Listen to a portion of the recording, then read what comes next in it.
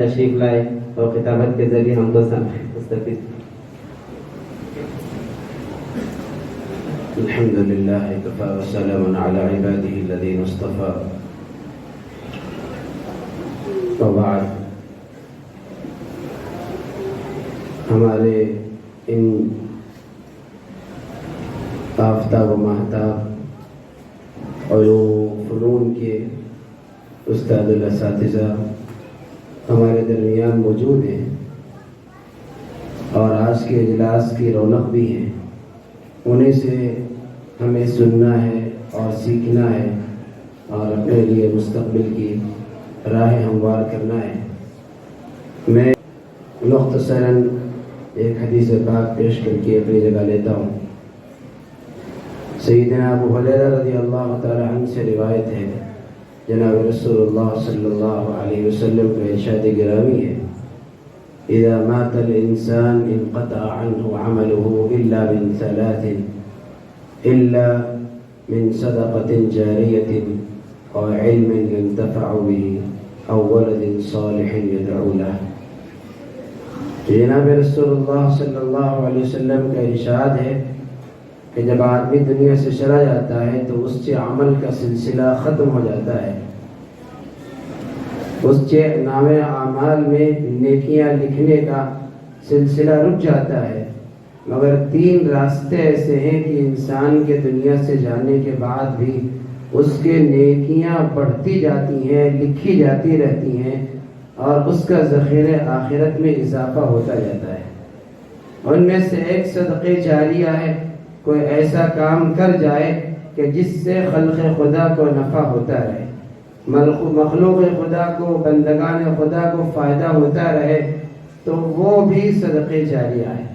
جیسے مسجد بنا دیا، جیسے کوئی پانی کا کنواں کھدوا دیا اور کوئی درخت کا سایہ لگوا دیا، یا ایسا کوئی کام جس سے اللہ کی مخلوق کو فائدہ ہوتا رہے، تو یہ اس کے لیے صدقہ جاریہ ہے اور اس کا ثواب اس کے نام اعمال میں لکھا جاتا رہے گا.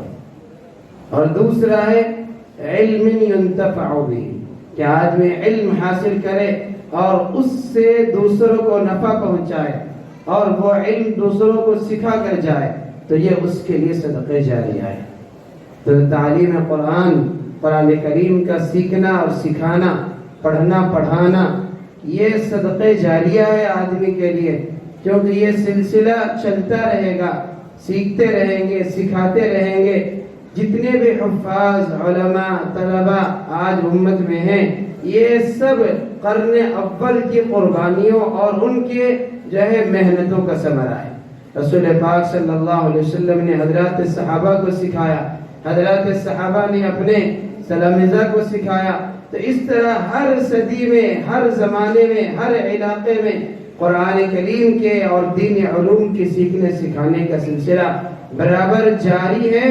تو آج کوئی بچہ بسم اللہ الرحمن الرحیم پڑھتا ہے تو اس کا ثواب 1400 سال سے جتنے لوگوں نے قرآن پڑھنے، پڑھانے، سیکھنے، سکھانے میں اپنی قربانیاں دی ہیں اور اپنی کوششیں صرف کی ہیں، اپنا وقت لگایا ہے، ان سب کو اس کا ثواب ملتا رہے. تو یہ علم بھی صدقہ جاریہ. اور فرمایا او ولد صالح يدعو له، کہ اولاد نیک بن جائے اور وہ اپنے ماں باپ کے لیے دعا کرتی رہے، تو یہ بھی اس کے لیے صدقہ جاریہ ہے. تو الحمدللہ یہ مدارس دینیہ، یہ جو ہیں ہمارے آخرت کا ذخیرہ ہے. یہ ہماری دنیا سے جانے کے بعد بھی ہمارے لیے ایک پیداوار اور بالکل نشو نما درخت کی طرح ہے کہ جس کا پھل، جس کا دانہ بندگان خدا کو ملتا رہے.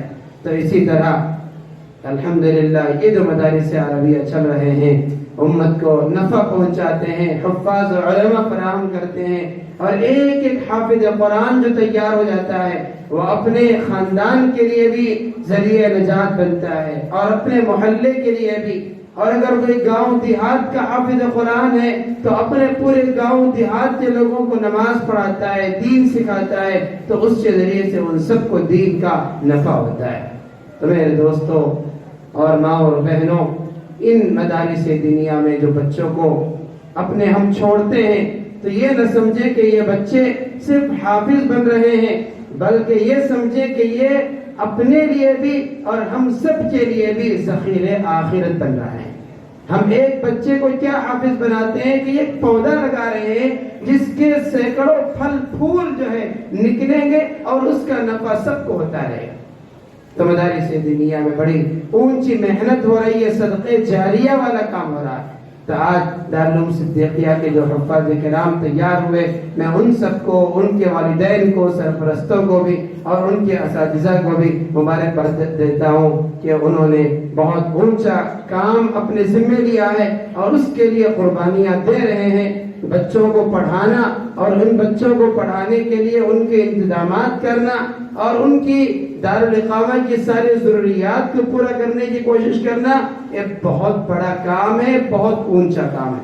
اللہ جزائے خیر دے ہمارے محترم مفتی علاء الدین صاحب کو اور دیگر ان کے رفقا کو اور مدرسے کے تمام ذمہ داروں کو، آپ سبھی حضرات کو جو تعاون کر کے ساتھ دے کر مدرسے کو آگے بڑھا رہے ہیں، اللہ تعالیٰ ان خدمات کو قبول فرما کر اس ادارے کو روز افزوں ترقیات سے مالا مال فرمائے۔ وآخر دعوانا الحمدللہ۔